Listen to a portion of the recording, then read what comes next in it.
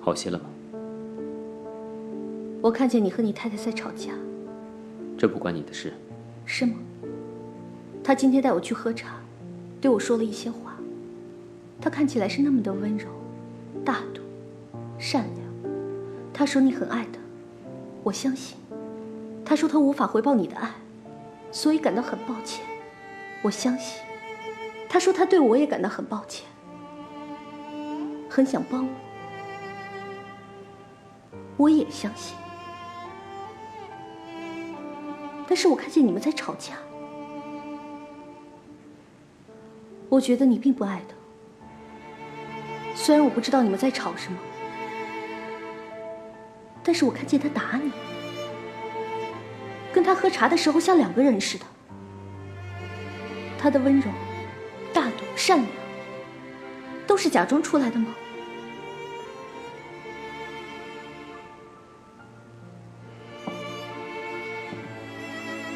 那么，他说我爸因为50万出卖了你爸，害死了你爸，我又应该相信他吗？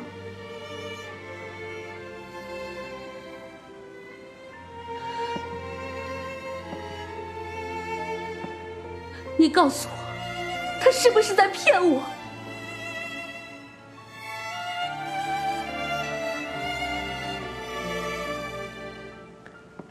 你走吧。恭喜你终于成功的让我对你倒进了胃口。告诉我！我叫你走。告诉我！我叫你走！告诉我！你告诉我！你告诉我呀！告诉你什么？想我告诉你他是骗你的，想我告诉你你爸没有贪污，你爸是一个很正直、很正气的人，是不是？陆先生，陆先生，陆先生，你的手，尽快下去，快点。莫先生，你们出去。莫先生，你冷静。你们出去。莫先生，出去，出去，出去！别进来！莫先生，莫先生，莫先生，莫先生，你冷静点。莫先生，怎么办呀？赶快打电话给莫老太太，我舅舅去接她。你把我关在这里是为了惩罚我，因为我爸害死了你爸。我爸对不起你，那我呢？谁对不起我了？谁对不起我了？闭嘴！你心虚了是不是？你骗得了别人，骗不了你自己。你知道自己做错，你从一开始就知道自己做错了，是不是？你是他女儿，还是该死？我爸已经车祸死了，还赔上了我哥，你还让我怎么样啊？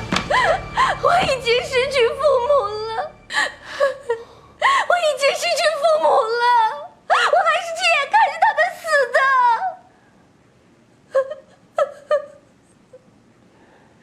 你还能看着你爸死？可是我连我爸最后一面都没能看到。当我赶回来的时候，我只能看到我爸一副冷冰冰的尸体。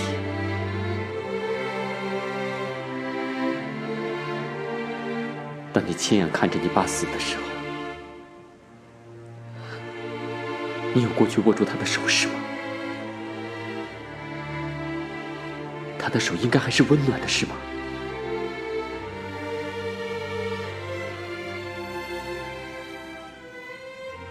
可是当我握着我爸的手的时候，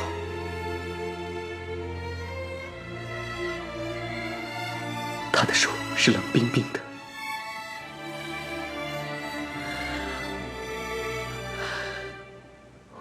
你为什么不告诉我？你为什么一直都不告诉我？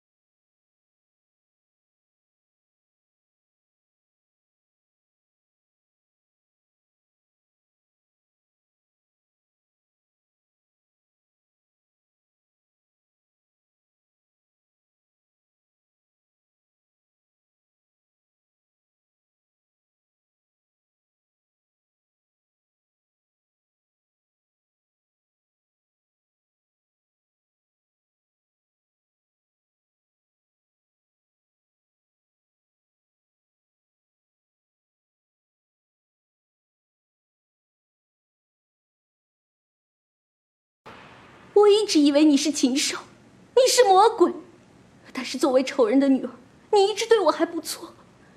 你是想利用仇恨把自己变成一个可怕的人，但是你做不到，因为你就不是这样的人。你是想报仇，但是你下不了手。3年了，你下不了手了，是不是？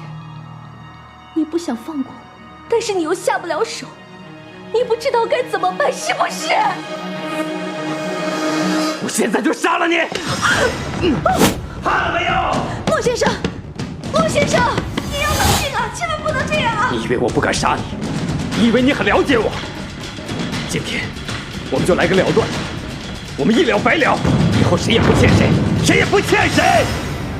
你怕了没有？怕了没有？怕了没有？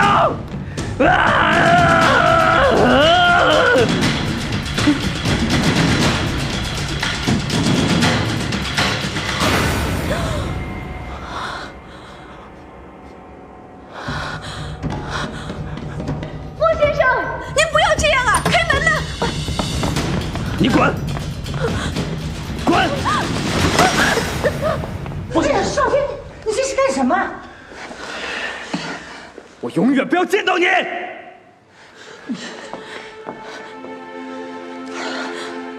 他把你打成这样，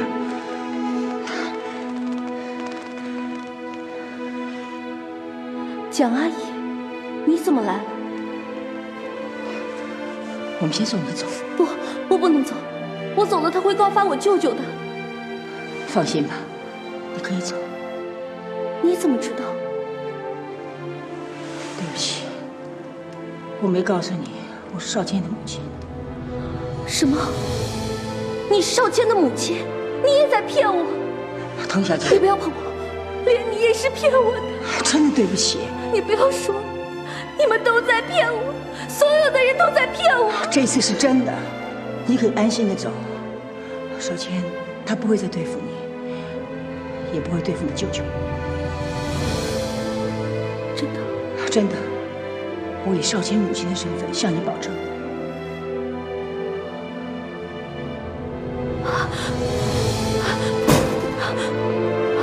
滕小姐，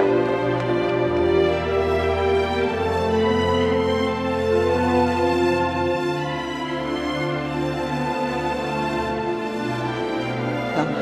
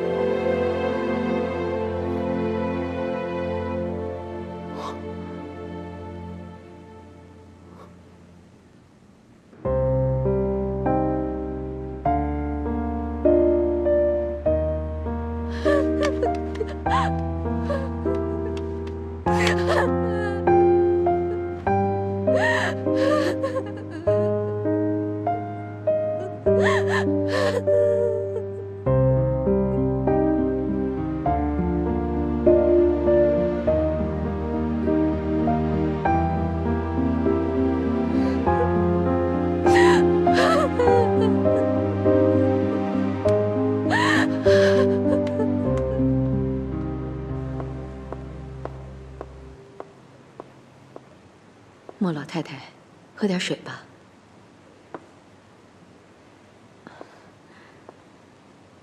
对不起，这么晚了，我擅自做主，让老马把您接过来了。没事儿，要是我能早点过来就好了。童小姐一回来，我就察觉事情不对，可没想到会发展成这样。我去看看我儿子。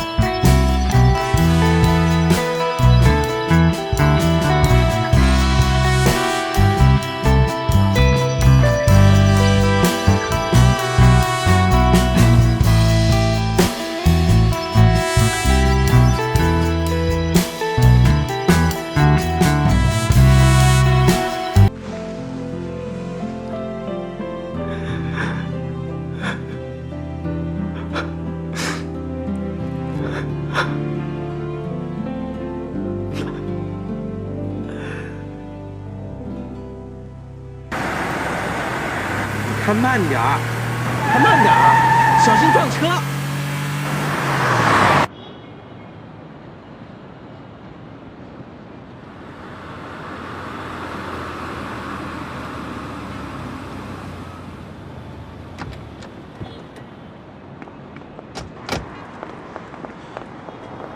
月莹，同学在那儿。同学，月莹，同学，你怎么满身是血啊？哪受伤了？没有，我没事，不是我。你真该死！你竟然敢一个人去找他！你竟然不让我陪你一起去！我发誓，我再也不理你了！对不起，对不起。你真该死！我再也不理你了。月莹，不好意思啊，我原本不想打扰你们哭的，但这实在太冷了，有什么事回家再说吧。高兴，你怎么也来了？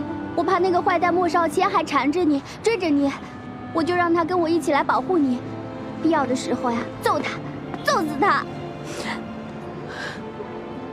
同学，你怎么没有穿着鞋就跑出来了？同学，你怎么不告诉我，让我给你带一双鞋子呀？你真是的。好了好了，什么都不要说了，我们赶紧回去吧，有什么事回去再说。同学都已经累了。好，有什么事回去再说，别急，一切都会好起来的。好了，我们先回去吧。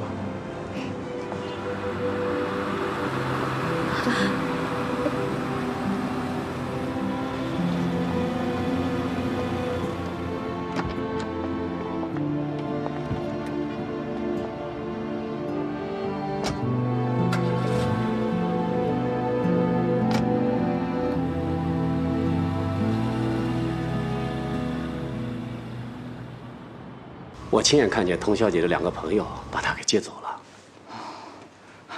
快上去通知莫先生，好让他也放心。是。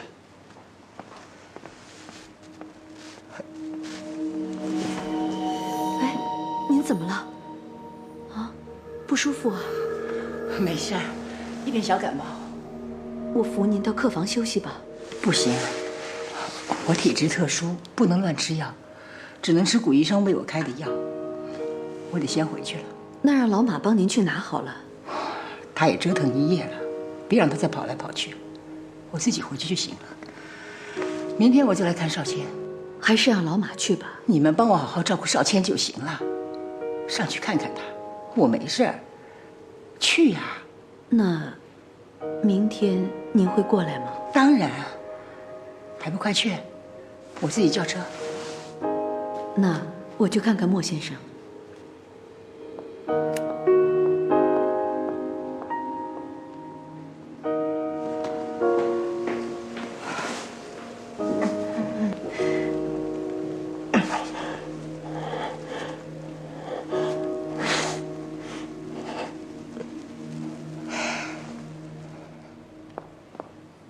丁管家，怎么样？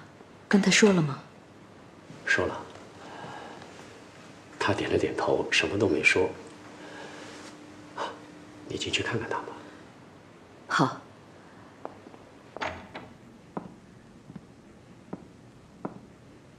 莫先生，您回房间休息吧，我把这里收拾一下。不要管我，早点休息吧。莫先生，走吧，把灯关了。是。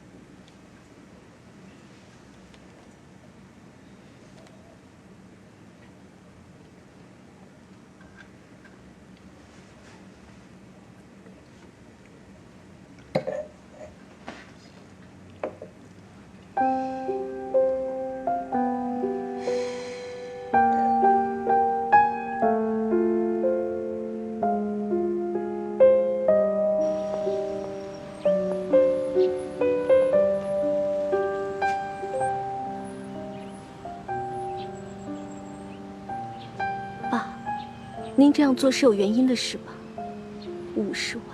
？50万足够买一个人的灵魂。爸，请您告诉我，您这样做是有原因的。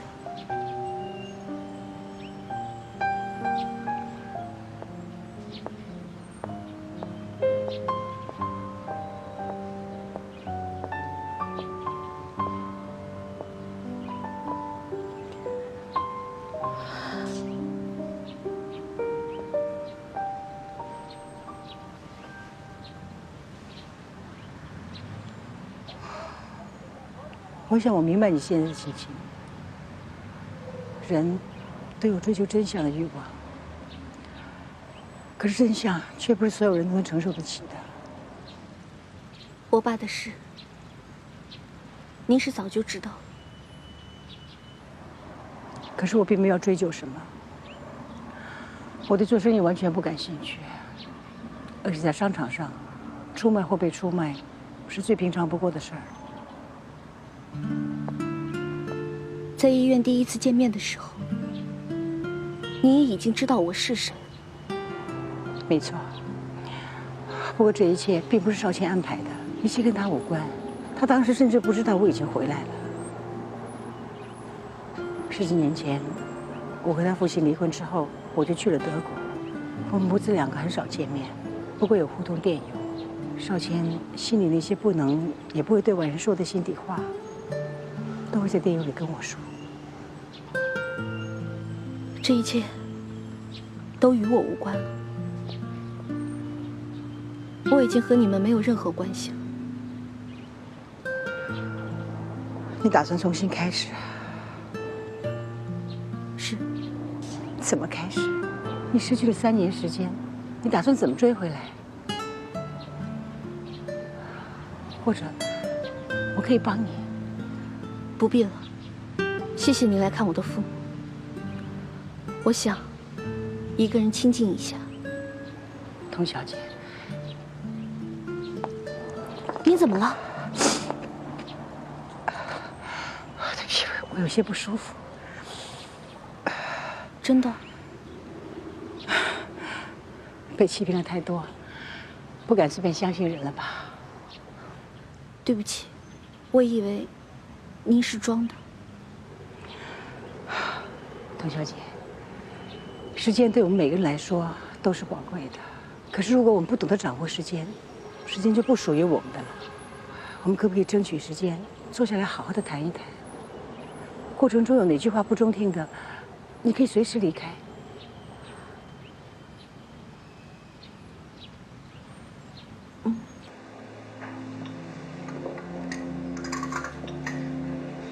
请慢用。首先，我要替少谦向你道歉。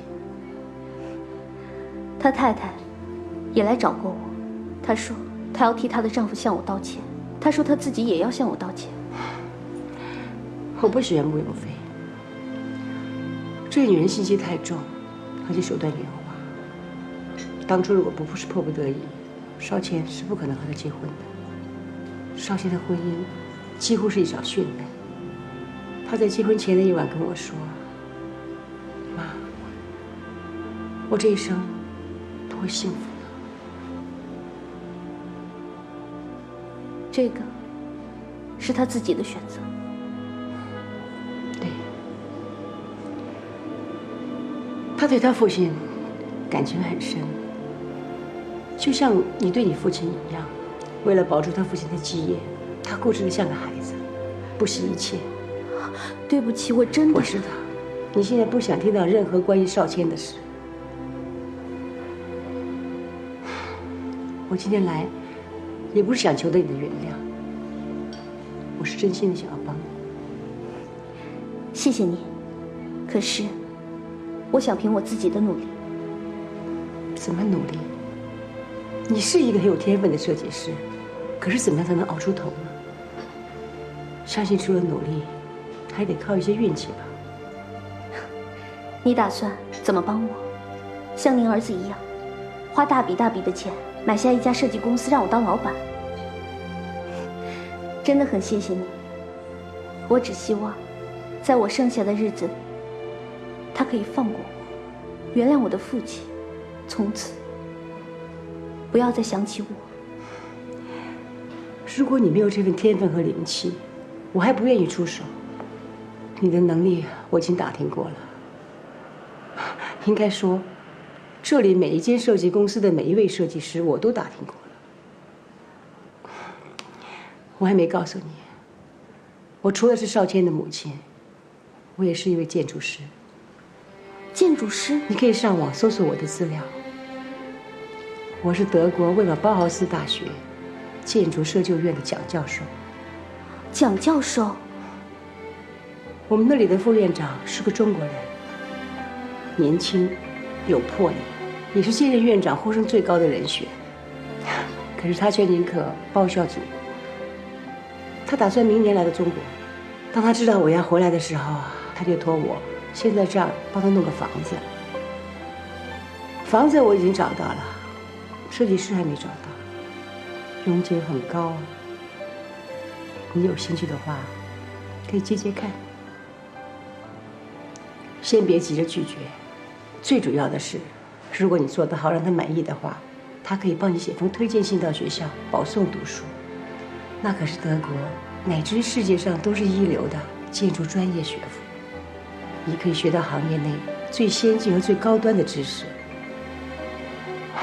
可也别高兴得太早，这个人是出了名的挑剔，不好对付，搞不好你最后的下场就是半途而废，黯然退出。反正一切都凭你自己的能力，要不要接受这个考验？当然，你可以考虑后再答复我。蒋教授，我想问你，您为什么这么帮我？对一个母亲来说，最难过的事情是孩子得不到幸福。你的父母也是一样的吧？我希望你能好好的活下去。当所有的事情都过去了，从今天起，好好的活下去，把你父母那份都活出来。